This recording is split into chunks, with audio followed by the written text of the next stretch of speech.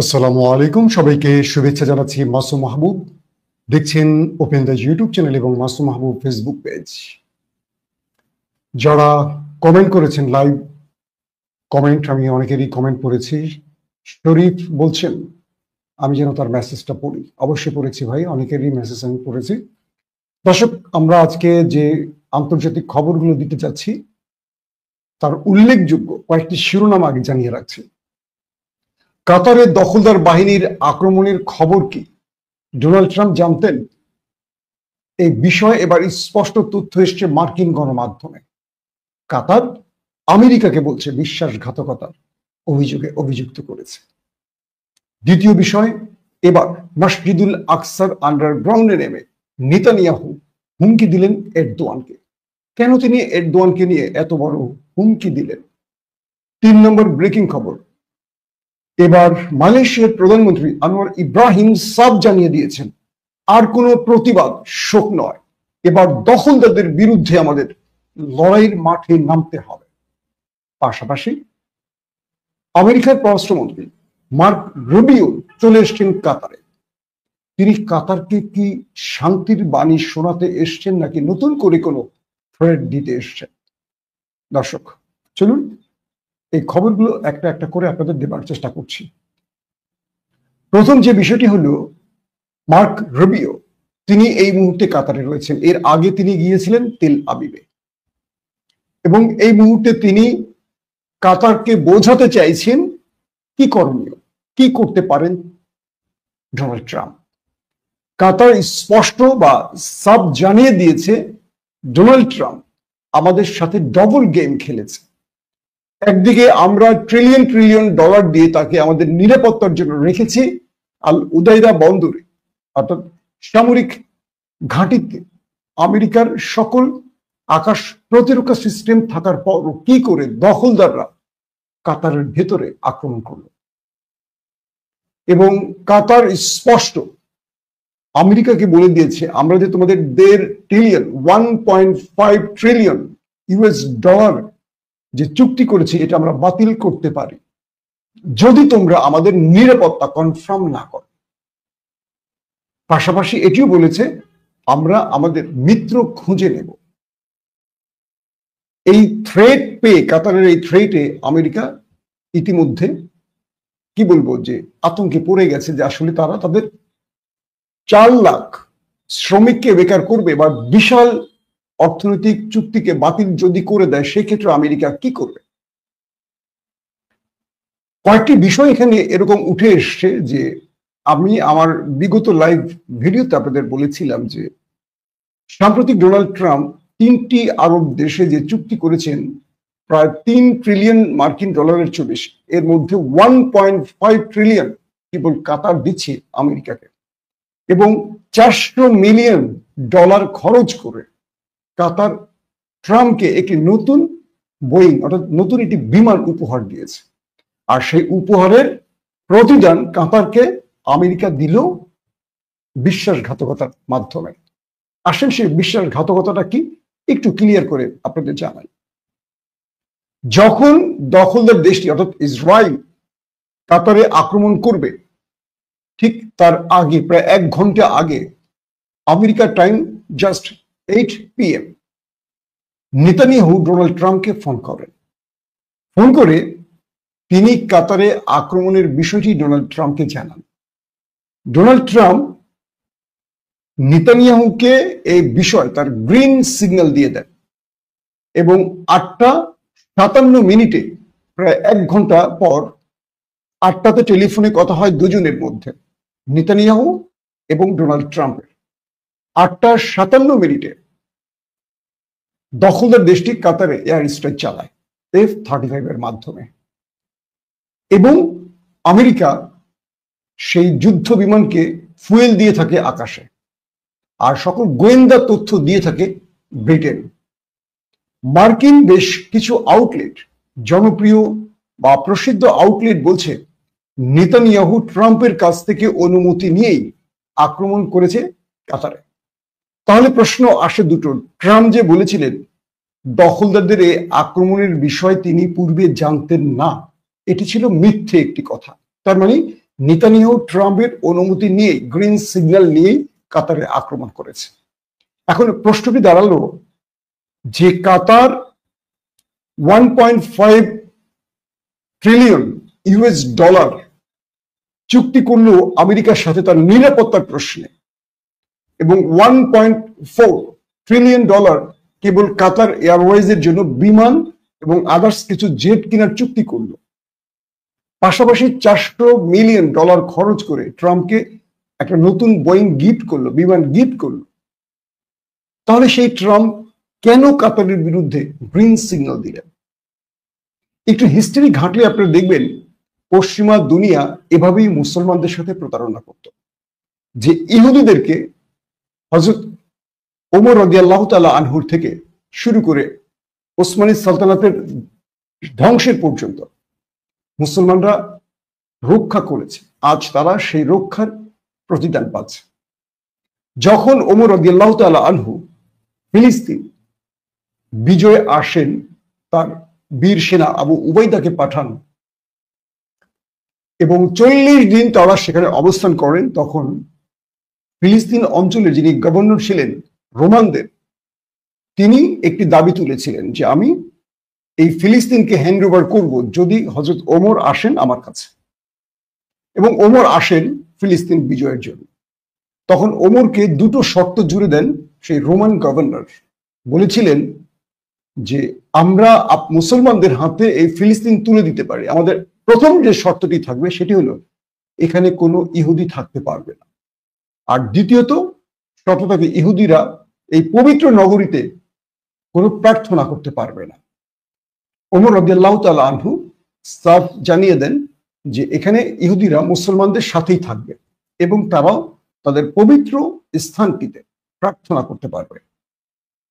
এবং সেই ওমর রাদিয়াল্লাহু তাআলা আনহুর সময় থেকে আজ অবধি মুসলমানরা কখনো ইহুদিদের উপর অত্যাচার করে। এবং ওমর রাদিয়াল্লাহু তাআলা আনহু থেকে দীর্ঘ কয়েকশো বছর যখন এই ফিলিস্তিন মুসলমানদের দখলে ছিল, ইহুদিরা এখানে বসবাস করেছে, এরা বংশ বিস্তার করেছে এবং এরা সব সময় ইবাদত করতে পেরেছে। এরপর যখন পশ্চিমা দুনিয়ার অর্থাৎ পোপরা বা সকল ইউরোপ রাষ্ট্র যখন এক হয়ে আবারও মুসলমানদের বিরুদ্ধে এই জেরুজালেম দখলে অভিযান চালায় আব্বাসীয় সালতানাতের শেষ সময়টির আগ দিয়ে, তখন তারা এটিকে আব্বাসীয় সালতানাতের দুর্বলতার সুযোগে সকল ইউরোপীয় দেশ এই ফিলিস্তিনটা দখল করে। এরও কয়েক বছর পর বা কয়েক যুগ পর আবারও সালাউদ্দিন আইয়ুবী এসে এটি বিজয় করেন এবং ওসমানী সালতানাতের ধ্বংসের আগ পর্যন্ত এটি ওসমানী সালতানাতের আন্ডারে থাকে। এবং এই ওসমানীরা ইউরোপীয়দের হাত থেকে মুসলমানদের পাশাপাশি ইহুদিদের রক্ষা করেছেন দীর্ঘ কয়েকশো বছর ধরে। আজকে দেখেন নেতানিয়াহু এসে টার্গেট করে হত্যা করছে কাদেরকে, মারছে কাদেরকে, শেষ করছে কাদেরকে, মুসলমানদের। অথচ হাজার হাজার বছর ধরে এই ইহুদিদের রক্ষা করে গেছে মুসলমান রাষ্ট্রপ্রধানরা, মুসলমান সুলতানরা। এই হিস্ট্রিটা আমি এর আগেও কয়েকবার বলেছিলাম আপনাদের। এখন যে বিষয়টি তৈরি হয়েছে, এই আমেরিকা যারা কাতারের নিরাপত্তা দেবে বলে আল উদাইদাতে সামরিক ঘাঁটি করেছে, তারা কি করলো, তাদেরই 35 ডে ইসরায়েল অ্যাটাক করলো কাতারে এবং তারা কোনো ইন্টারসেপ্ট করলো না, বাধা দিল না, কিচ্ছু করলো না। তো মার্ক রুবিও যখন কাতারে এসে পৌঁছেছেন, তাকে বলা হয়েছে যে আমরা তোমাকে কয়েকটা শর্ত দিতে পারি। শর্ত নম্বর 1, কাতার যদি আবারও দখলদাররা যদি কাতারে আবারও আক্রমণ করে, সেক্ষেত্রে তোমরা কি তোমাদের আকাশ প্রতিরক্ষা সিস্টেম প্যাট্রিয়ট কিংবা থার্ড দিয়ে দখলদারদের আক্রমণ প্রতিহত করবে কিনা, এটা আমাদের স্পষ্ট জানাতে হবে। অর্থাৎ কাতারে যে মার্কিন ঘাঁটি রয়েছে এবং আকাশ প্রতিরক্ষা সিস্টেম রয়েছে, এই সিস্টেমের মাধ্যমে কাতারকে রক্ষায় আমেরিকা কার্যকর ভূমিকা কে নেবে। ইসরায়েল আক্রমণ করবে কি করবে না সেটা আলোচনা না, কথা হলো ইসরায়েল যদি আক্রমণ করে আমেরিকা কি কাতারকে রক্ষা করবে তার সিস্টেম ব্যবহার করে, এটি আমাদের জানাতে হবে, কাতার বলছে।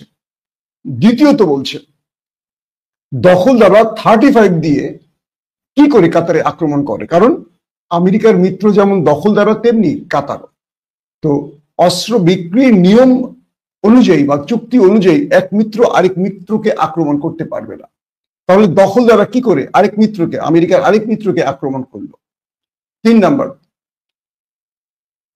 যদি ফার্দার দখলদাররা কাতারে আক্রমণ করে, সেক্ষেত্রে আরবরা যদি প্রতিউত্তর দেয়, সেক্ষেত্রে আমেরিকা চুপ থাকবে। আমেরিকা দখলদারদের পক্ষে দাঁড়াতে পারবে না।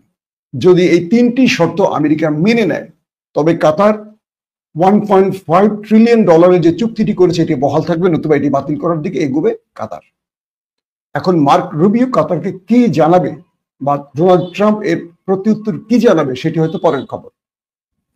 দ্বিতীয় গুরুত্বপূর্ণ খবরটি হলো মসজিদুল আকসার যে নিচে আন্ডারগ্রাউন্ড টানেল, সেখানে গিয়ে প্রার্থনা করেছেন এবং সাংবাদিক সম্মেলন করেছেন মিস্টার নেতানিয়াহু। তিনি সেখান থেকে এরদোয়ানকে উল্লেখ করে বলেছে, মিস্টার এরদোয়ান দেখো, মসজিদুল আকসা আমাদের দখল, মনে রাখবে এটি আমাদের পুণ্যভূমি এবং এটি আমরা বিজয় করব।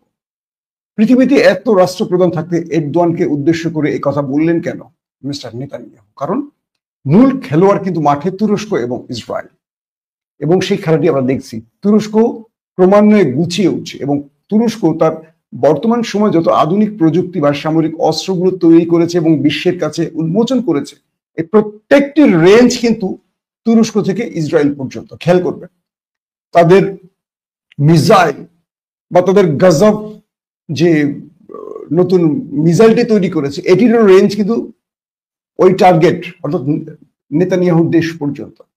তো তুরস্ক নেপথ্যে বসে খেলে যাচ্ছে, প্রস্তুতি নিচ্ছে, কারণ তুরস্ক জানে দখলদারদের সাথে আক্রমণ শুরু হলে কোনো মুসলিম দেশ তার পক্ষে দাঁড়াবে না। কারণ যে আরব রাষ্ট্রগুলো রয়েছে এরা সব বিশ্বাসঘাতক, এরা জন্মই নিয়েছে বিশ্বাসঘাতকতার মাধ্যমে উসমানীদের পতনের মধ্য দিয়ে, এবং উসমানীদের পতনে তারাই নেপথ্যে কাজ করেছে। তো তুরস্ক নিজেকে গুছিয়ে উঠছে এবং নেপথ্যে তুরস্ক মালয়েশিয়া, পাকিস্তান, ইরানকে নিয়ে একটা বলয় তৈরির কাজ করে যাচ্ছে।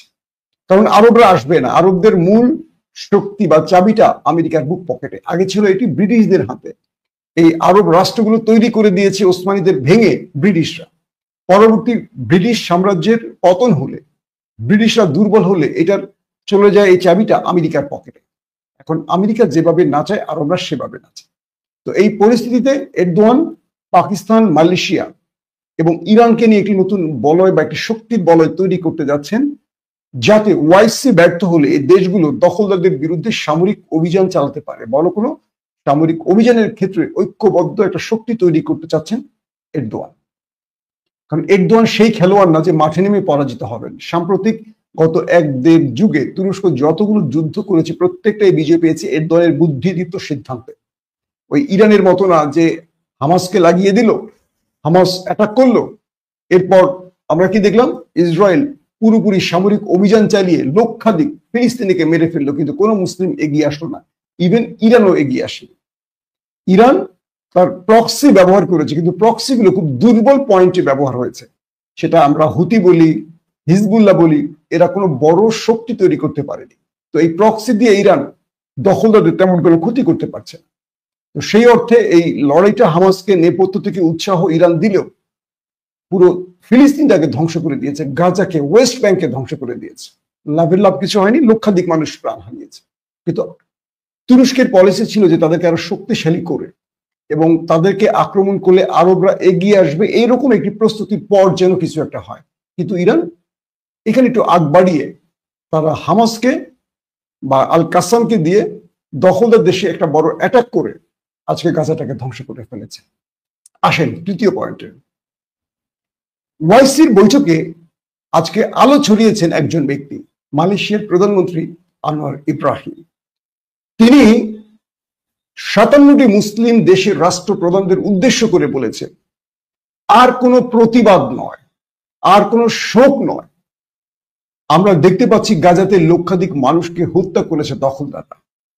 পৃথিবীর প্রতিটি মুসলিম দেশ, 200 থেকে 250 কোটি মুসলিম এবং 57টি মুসলিম দেশ কেবল প্রতিবাদ জানিয়ে আসছে। এই প্রতিবাদের দখলদারদের কিচ্ছু যায় আসে না, যায়নি। এতদিন ধরে যুদ্ধ চলছে, এত প্রতিবাদের পরও কিচ্ছু গেছে মানে ইসরায়েলের যায়নি। আমাদের এখন সময় হলো ঐক্যবদ্ধভাবে সামরিক অভিযান চালানো। কে বলছে? মালয়েশিয়া বলছে, হে বিশ্ব মুসলিম লিডাররা, আপনারা জাগেন, আর ঘুমাবেন না, আর প্রতিবাদ নয়, আর কোন শোক নয়, এবার আমাদের তাদের বিরুদ্ধে সামরিক অভিযান চালাতে হবে। যদি আমরা এই কাজটি করতে না পারি, সিরিজ একটার পর একটা মুসলিম দেশকে ওরা ধ্বংস করবে, তখন কেউ এগিয়ে আসবে না। আজকে ফিলিস্তিন শেষ, এরপর লেবানন শেষ হবে, এরপর জর্দান শেষ হবে, মিশর শেষ হবে, তুর্কি শেষ হবে, পাকিস্তান শেষ হবে, ইরান শেষ হবে, সৌদি আরব সহ সব শেষ হবে। কিন্তু ওই যে আনোয়ার ইব্রাহিমের উক্তিটি, আজকে ফিলিস্তিনের জন্য কেউ কথা বলছেন না, কাল লেবাননের জন্য কেউ কথা বলবে না, কাল মিশরের জন্য কথা বলবে না, কারণ আজকে আমরা চুপ থাকায় বাকিরাও চুপ থাকবে পরবর্তী, এবং ক্রমান্বয়ে ওরা আমাদেরকে শেষ করবে। তাহলে আমাদের বাঁচতে হলে এখনই একটি সিদ্ধান্ত নিতে হবে, সেই সিদ্ধান্তের নাম সামরিক অভিযান। অর্থাৎ এখন আমাদেরকে মুসলিম সামরিক বাহিনী গঠন করে দখলদারদের বিরুদ্ধে লড়াইয়ের প্রস্তুতি নিতে হবে। কখন এই কথাটি বললেন? যখন কাতার বলছে, কাতারের আমির Sheikh Tamim bin Hamad Al Thani স্পষ্ট করে বলেছেন, ওদেরকে মানে দখলদারদেরকে যদি প্রতি উত্তর না দিতে পারি, তাহলে আগামী দিন আবারও আক্রমণ হবে, সেটা কাতার হোক কিংবা অন্য কোনো মুসলিম দেশ হোক, আক্রান্ত হবে, কারণ ওরা সাহস পেয়ে যাবে। ওদের এই সাহসকে কন্ট্রোল করতে হলে আমাদের পাল্টা প্রতিঘাত করতে হবে। এখন আনোয়ার ইব্রাহিমের মতো একজন সাহসী ব্যক্তির এই বক্তব্যটি পুরো ওয়াইসির বিশ্ব নেতাদের হাতে চুরি পরিয়ে দিয়েছে, যারা এতদিন ধরে শুধু প্রতিবাদ করেছে, যারা অ্যাব্রাহাম অ্যাকর্ডে নাম লিখাতে চাইছে। আবার আরব আমিরাতের মতো দেশ, তারা ইসরায়েলের বিরুদ্ধে দাঁড়াতে চাইছেন, অথচ মুসলিম দেশ। এই মুহূর্তে আরব আমিরাতের জনগণের উচিত রাস্তায় নেমে সরকার পতনের আন্দোলন করা, কারণ এই সব কটা ইহুদিদের দালাল। এরা আসলে মুসলিম না, এরা জুব্বা পড়ুক আর মাথা কালো বেল পড়ুক, এদের ভেতরে ইমান বলে কিছু নেই। এরা রাজতন্ত্র টিকিয়ে রাখার জন্য পশ্চিমাদের কাছে নিজের মাথা বর্গা দিয়ে এসছে। তো এখন আনোয়ার ইব্রাহিমের যে বক্তব্যটি, এটি আসলে শেষ পর্যন্ত কার্যকর করবে কিনা বাকি মুসলিম দেশ। পাশাপাশি তুরস্কের নেতৃত্বে একটা নতুন শক্তি বলয় তৈরির যে কাজ শুরু হয়েছে, এটা কতদূর এগুতে পারবে। পাকিস্তানের মতো একটি দেশ তুরস্কের পাশে থাকলেই হয়, কিন্তু এখানে রাজনৈতিক অস্থিরতা এবং অর্থনৈতিক দৈন্য দশার কারণে এদেরকে এই আরবের কাছে মাথা বিক্রি করে রাখতে হয়েছে। এই আরব দেশগুলো পাকিস্তানকে বাঁচিয়ে রেখেছে, তাদের কাছে পারমাণবিক আছে, পৃথিবীর স্ট্রং সেনাবাহিনী আছে, কিন্তু তাদের অর্থনৈতিক দুর্বলতা তাদেরকে পিছিয়ে রেখেছে। কেন? কারণ সেখানে রাজনৈতিক অস্থিরতা এই দেশগুলোকে ধ্বংস করছে। এখানে যারা ক্ষমতায় বসে, শেখ হাসিনার মতো, এরা দুর্নীতি পরায়ণ বা দুর্নীতিবাজ বলে এদের ওদের মূল অর্থনৈতিক কাঠামো ভেঙে পড়েছে। সামরিক অফিসাররা হাজার হাজার কোটি টাকা বিদেশে পাচার করে, এদের রাজনৈতিক নেতারা হাজার হাজার কোটি টাকা বিদেশে পাচার করে, যে কারণে দেশগুলো বাংলাদেশের মতো ক্রমান্বয়ে দরিদ্র হতে পারে, দরিদ্র হয়ে যাচ্ছে। তো এই পাকিস্তান এবং বাংলাদেশের মূল সিনারিটা হলো, এখানে দুটো পরিবার শাসন ব্যবস্থায় বসে আছে, এবং এই দুটো পরিবার ভাগে কখনো এই সরকার কখনো ওই সরকার লুটপাট করে, আর সেনাবাহিনী এদেরকে লুটপাটের সুযোগ দেয় কারণ তারা নিজেরাও লুটপাট করে, এবং পেছন থেকে সেনাবাহিনী এই সরকারগুলো টিকিয়ে রাখে তাদের অবৈধভাবে হস্তক্ষেপ করে এই অবৈধ অর্থ বা তাদের সুযোগ সুবিধার জন্য। তো সবকিছু মিলে পাকিস্তান একটা স্ট্রং সেনাবাহিনী থাকলেও তারা কখনো অন্যদেরকে চোখ রাঙানি দিতে পারে না। এবং আরবরা এর আগেও ইমরান খান যখন চেষ্টা করেছিলেন মালয়েশিয়া এবং এরদোয়ানের তুরস্কের সাথে একটা সামরিক জোট গঠন করেন, শেষ পর্যন্ত ইমরান খানকে ডেকে ধমক দিয়েছিল মোহাম্মদ বিন সালমান এবং বলেছিল, আমরা তোমাকে যে অর্থনৈতিক সুবিধা দিচ্ছি এগুলো ফেরত নেব, আর তোমার দেশের যত শ্রমিক সৌদি আরবে আছে তাদের পাকিস্তানে ফেরত পাঠাবো।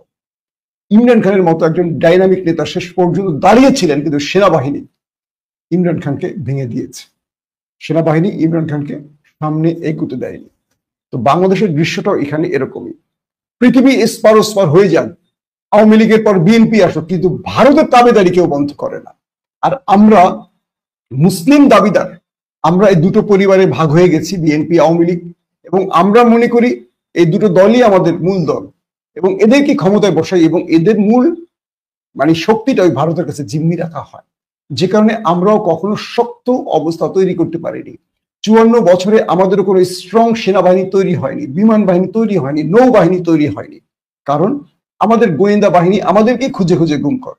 আমাদের গোয়েন্দা বাহিনী কখনো শত্রুকে টার্গেট করে না, আমাদের দেশের রাজনৈতিক সুবিধা আদায়ের জন্য আমাদের গোয়েন্দা বাহিনী কাজ করে। তো সবকিছু মিলে বলতে পারি বাংলাদেশ এবং পাকিস্তান এই দুটো দেশ বিশ্বাসঘাতকে ভরপুর এবং রাজনৈতিক কি বলবো দেউলিয়া যে অবস্থাটা তৈরি হয়েছে কেবল এই করাপ্টেড নেতাদের জন্য।